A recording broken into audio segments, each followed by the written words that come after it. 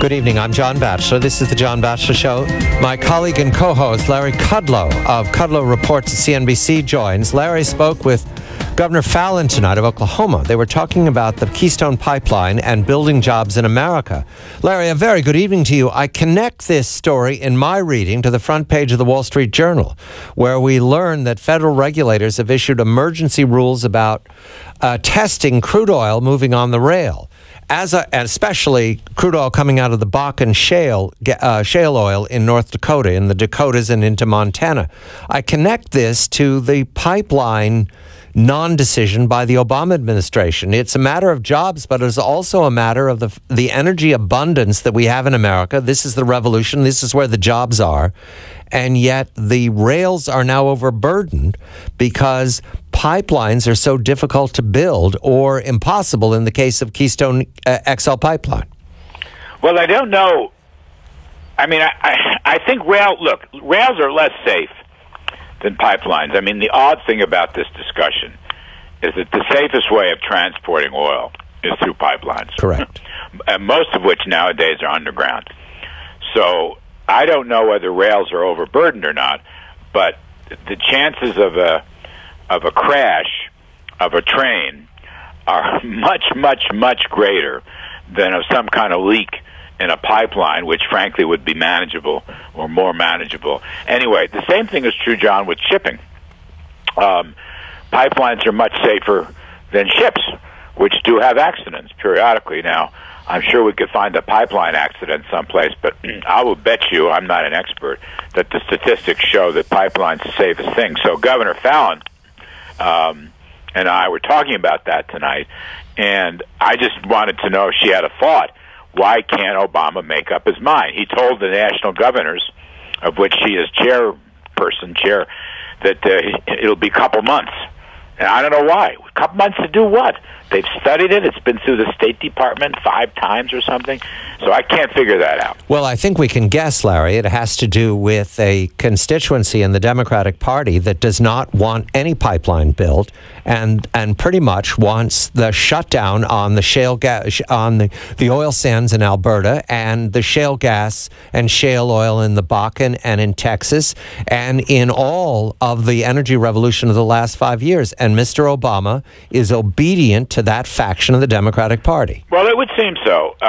The thing is that it's sometimes more sophisticated than that, because, yes, the radical environmentalists do have sway in the Democratic Party, but Obama knows that all this private sector fracking and drilling is not going to stop. In fact, he brags about it on his watch when he gives his speeches, right? Even though he had nothing to do with it, and by and large opposes all fossil fuels. So he's got to understand at some point that this revolution is not going to stop, and that the best thing he can do as president is to make it as safe as possible. Now, they're trying to, keep it off federal lands. In fact, they just fenced off a whole bunch of land in North Dakota, which is a pity. But I'm just saying that you have to know, John, if you're sitting there, this revolution is not going to stop. It's not just in North Dakota, right? You got a couple of them in Texas. You got up in the Marcellus Shale that runs up in the mountains through the Northeast. It's not going to stop. So wouldn't you want the safest way to transport this stuff? I mean, this is one of the many things I don't understand about Obama. We're focusing on the new emergency regulations for rail because there is this suggestion here that there are not enough pipelines to carry the amount of oil and gas that are now flowing, especially oil. And Larry, this points back to jobs. You mentioned the federal lands. I've been told at a study out of the University of Wyoming, I believe, that there are probably 2 million jobs if the federal lands in the Rockies are developed for the amount of energy that's there. There are jobs everywhere on federal lands if the government will go forward. What's holding them back is this part of the Democratic Party that is against fossil fuels, just against all fossil fuels, Larry. It doesn't matter whether it's natural gas or whether it's shale oil or offshore oil. It wants it all shut down. Right. And the president listens to them. Governor Fallon was generous tonight, I thought, in her remarks. She knows what the decision is going to be in a couple of months. The president won't build the Keystone XL pipeline. He'll stall it through the rest of his term. Well, perhaps.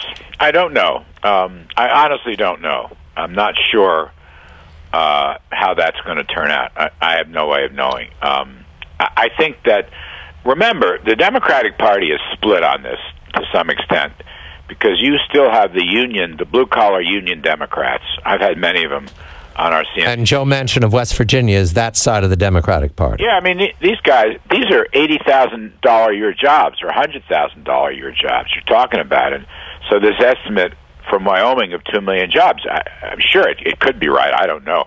But I'm just saying that part of the Democratic Party, all the unions, including the AFL-CIO, are in favor of building pipe. They are, because there's fabulous jobs, and frankly, with the housing industry in the doldrums and, the economy generally weak, they don't have those kinds of opportunities, and these guys have transferable skills. So I'm not sure, to be honest with you, that I would bet against the pipeline.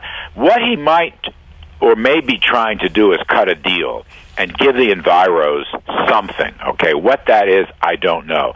Certainly offshore drilling has been closed down almost entirely. It takes so long to get a permit. I mean, yes, there is offshore drilling, but it takes so long to get a permit. And as you noted, federal lands are now being closed down.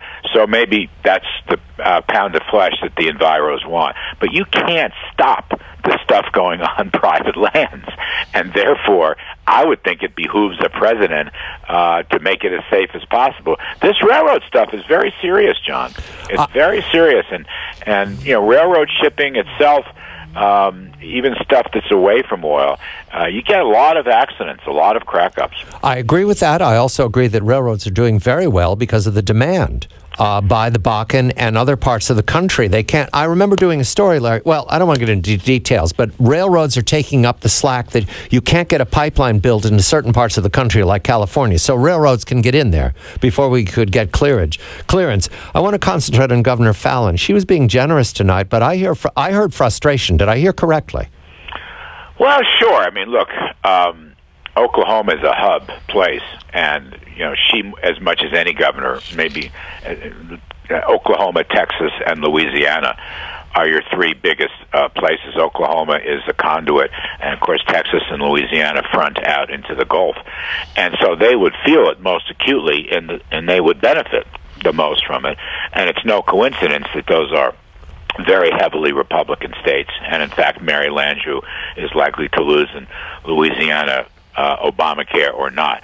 So yeah, but Mary Fallon's a good politician, and she's done a lot of good things for the state of Oklahoma.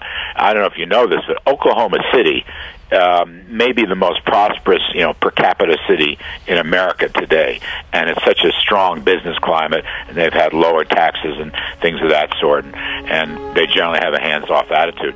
So, Governor Fallon is one smart cookie. And she, at this point, Governor Fallon, does not have an indication which way the president's going to go. She said several months, so before the election.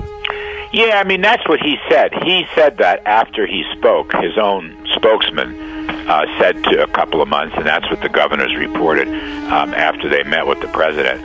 And that's really all we know. And so it's an executive decision. The Republicans have tried to get a vote on this, right? But the vote is not binding, and they've had trouble getting a vote in the Senate.